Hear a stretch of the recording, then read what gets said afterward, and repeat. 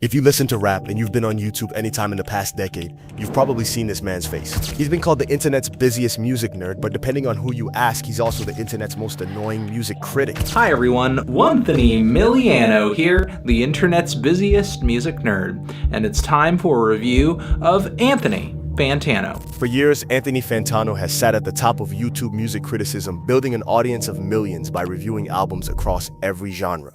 But his decision to review rap albums came with both love and hate. Thank you for giving me a platform, man. I've been a fan for years. You know what I'm saying? I think what you do is great. Keep pissing people off. That's what I do. It is your fucking calling, dude. It's your fucking calling. So you take that shit by the fucking nuts and you keep going. While some rappers love his work and encourage him to continue, others went very far with their hate for him. If you can pick any way to murder in cold blood, I'm not gonna ask you that. What I'm gonna say is if I had my choice, I would get a boat.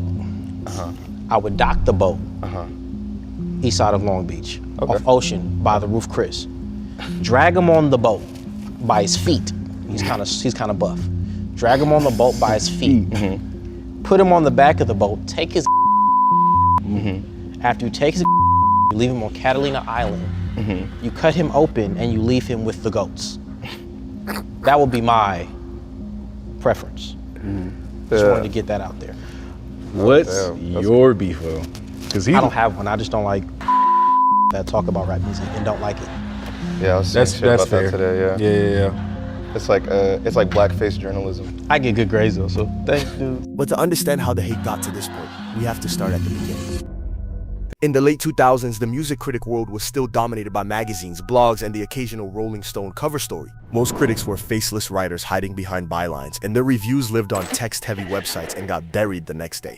Then came a man with a webcam, a plain background, and a yellow flannel. Anthony Fantano launched TheNeedleDrop in 2009, a YouTube channel dedicated to honest, structured, and sometimes brutally honest music reviews. At the beginning, it wasn't flashy, but he was consistent, and more importantly, it felt real. While magazines took weeks to write one review, Fantano was uploading multiple every week, breaking down albums with his nerd-level enthusiasm. Soon, people became familiar with his voice. His opening line and ratings quickly became iconic, and his consistency began to pay off as people started tuning in weekly to hear his rating before even pressing play on an album. His reviews became a go-to source of validation for fans. He was a one-man pitchfork with better delivery and work ethic. His infamous not good rating felt like the end of the world for most rappers. Do you guys know Anthony Fantano? The melon. Yep, the melon. So he is really great at what he does, but he would review my music ever since my mixtapes, and it would always fuck me up because he would always basically say how I wasn't good enough. In 2018, Anthony Fantano found himself in trouble with the rapper because of his ruthless reviews. That year, Lil Xan had just released his debut album, Total Xanarchy. It was supposed to be his big moment, the one that proved he was more than just a SoundCloud rapper with face tattoos, but instead, it became one of the most criticized albums of the year. And no one was harsher than Anthony Fantano. We're not even at the halfway point of the year yet, and this is one of the worst things I've heard all year. He's definitely ripping some of his shtick off from the whole sad boy movement. And like most other rappers who have come out of this SoundCloud wave, his lyrics are pretty dumbed down, pretty simplistic, very blunt, very repetitive, but it seems like he pushes even that to a degree where it's basically unbearable. Really, the only thing that gives any of these tracks credibility are the features. He went on to call Zahn extremely stupid, said he barely has a pulse half the time, and that most of his songs had barely more than 10 words. He sounds like he barely has a pulse half the time. All of his words, all of his flows are just really drawled out, and most of his songs don't really have much more than 10 words to their name because I don't think he could commit more than 10 words to memory for a single track. He then ended the review with one of his most brutal verdicts. This Little Xan album, it's not good. Literally everything that is entertaining about this record has nothing to do with Little Xan. That label was reserved for the absolute bottom tier albums, the ones that weren't even worth listening. Understandably, Lil Xan didn't take it well. During a No Jumper interview, he addressed the review with some strong allegations against Fantano. 10 out of 10. TheNeedleDrop? Yeah. Oh, really? TheNeedleDrop? You don't like him? Oh yeah, he dissed you hard. When it comes to rap, I think he has no say because he gave Lil Peep a 1. Really? And then 2 weeks later, Lil Peep's dead. Lil Peep's a great artist. You can speak on alternative rock, all that weird Japanese you like. I know you got some weird fetishes, but please do not speak on rap. This meltdown showed just how deeply Fantano's reviews could get under a rapper's skin. And Lil Xan wasn't the only one. Even Post Malone had his turn. Before Stoney went on to earn billions of streams, Fantano had already stamped it with his infamous not good rating. This new Post Malone album, it's not good. Unsurprisingly, it's underwhelming. Ever since his big breakout single, White Iverson, I just have not gotten the appeal of Post Malone. I mean, his music seems kind of okay to just zone out to while you're high out of your mind. I wonder if his label even has faith in his musical career going forward. Judging by the number of dislikes on the video, most of his audience clearly disagreed with him. It was moments like these that made Anthony Fantano both respected and hated at the same time. In hip-hop, opinions carry weight, they shape culture. And as Fantano's influence grew, some began to see him not as a critic, but as an outsider profiting from black art. In other words, a culture vulture. It's great. You know, Anthony Fantano gave us a 6 out of 10. So I want to thank you for the kind words of encouragement. We love you even though you don't love us. Even Fantano has admitted that when he first began reviewing hip-hop, he knew he was stepping into tricky territory. He wasn't from the culture. He didn't grow up in the environments that shaped the music. He was a suburban kid analyzing stories from worlds he'd never lived in. And for many rap fans, that didn't sit right. I will say at first, when I began reviewing hip-hop on the channel, which, again, I didn't start doing that, not that I didn't love the genre before, but I didn't feel as comfortable reviewing it. However, Fantano's credibility as a reviewer took a major hit when he gave Kanye West's My Beautiful Dark Twisted Fantasy a light to decent 6, an album widely regarded as a modern rap classic. I'm gonna say something that may spark a lot of angry comments. I think even someone who hates Kanye can't get into some of the storylines on this album, at least a little. The position that I'm in is that I don't care. There's fantastic production here, there's great rhymes, but I'm not so interested in hearing about Kanye West's f***ed up social life so much that I'll just be sitting on the edge of my seat through 8 minutes of The Blame Game or 9 minutes of Runaway. I get kind of bored. What do you want me to do? But people love the sick little details. People love dirty laundry, and I could see this album appealing in a big way because of that, especially with how expensive and impressive the music sounds. I enjoyed a lot of what I heard here. I just didn't like a lot of the drama that this thing served up because it just doesn't feel all that relevant. I'm feeling a light to decent 6 on this thing, but that's just my opinion. The backlash was instant. The video racked up thousands of dislikes, and the flood of angry comments turned it into one of the most iconic reviews of his entire career. Tyler, the creator, was one of the first to call him out, furious that Fantano dropped a review of Cherry Bomb less than 30 hours after it came out. Tyler felt it was too soon to judge, that the album needed time to breathe. However, Fantano stood firm yet again without apologizing. One by one, rappers began turning their frustration into death threats and diss tracks. Even Logic admitted that Fantano's harsh reviews of his early mixtapes messed him up mentally.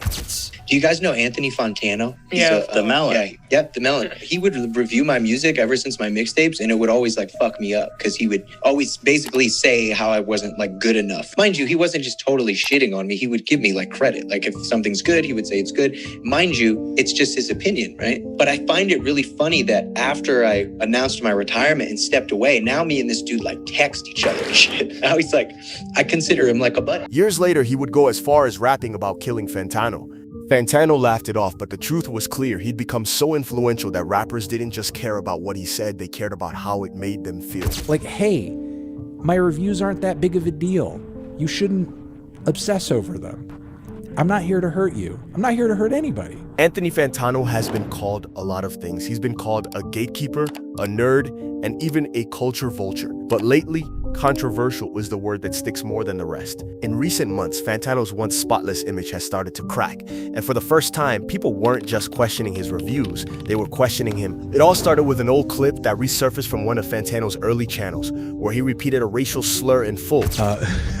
Who infamously called Ian a and now he just kind of quotes that to death. For many, it wasn't just another online controversy. It felt like proof of a deeper issue that Fantano, a white man who built a career critiquing black art, has long walked a fine line when it comes to race and cultural respect. Fantano quickly addressed the backlash, admitting that in his early YouTube days, he was too relaxed about quoting language from others. This clip right here, which has just been going absolutely viral, and here's my explanation for it. Early on in my YouTube career, I had some pretty lax views when it came to quoting the language of others, and my point of view was, what does it matter? It's not me saying it. But that explanation didn't stop the backlash, because soon after, another clip surfaced, this time from a live stream years ago, where Fantano chuckled at a tasteless joke about Trayvon Martin. Vegan invited me to an event that taught me about PETA's buying guide / neoliberal whiteness and Trayvon Martin. Okay.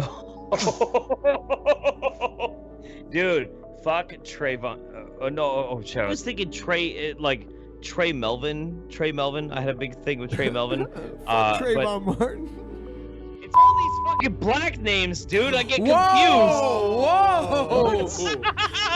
Whoa! Even though Fantano didn't make the joke himself, he was there and he laughed. For many, that was enough to cross the line. It hit a nerve, especially coming from someone who built a career analyzing and profiting from the art of black musicians. To understand why people were so offended, you have to remember the weight of Trayvon Martin's name. On February 26, 2012, in Sanford, Florida, 17-year-old Trayvon was shot and killed while simply walking home. A tragedy carried out by George Zimmerman, a white man whose actions ignited a nationwide conversation about race. So laughing at anything connected to it felt deeply disrespectful. And just like that, Fantano wasn't trending for a review anymore. He was trending for all the wrong reasons. And for many people who were familiar with him back in the day, none of this came as a surprise. Because back in 2017, The Fader published an article accusing Fantano of flirting with alt-right humor on his old channel. They pointed to his Pepe the Frog memes, jokes about feminism, and claimed he was using edgy internet culture to appeal to white supremacists. Fantano denied every part of it, calling the piece a straight-up hit job. He uploaded a full response video breaking down the claims point by point.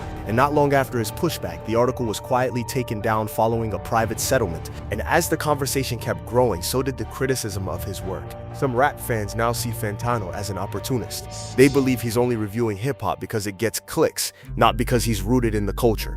His biggest strength was always his reach, the fact that he reviewed everyone. But now that same reach has turned into a target on his back, because when you critique everyone, eventually everyone critiques you. Whether you love him or hate him, Anthony Fantano changed the landscape of music criticism forever. Before TheNeedleDrop, music opinions were filtered through magazines, industry gatekeepers, and faceless blog writers. He made album reviews part of the culture again. He made them entertaining. But as the years went on, something changed. And that's the paradox of Anthony Fantano. The man who democratized music criticism also helped turn it into a 24-hour machine, where opinions move faster than art itself. He's still the internet's busiest music nerd, but fans are beginning to ask whether we even need that much busyness anymore. Because sometimes we just want to press play without knowing what the nerd thinks first.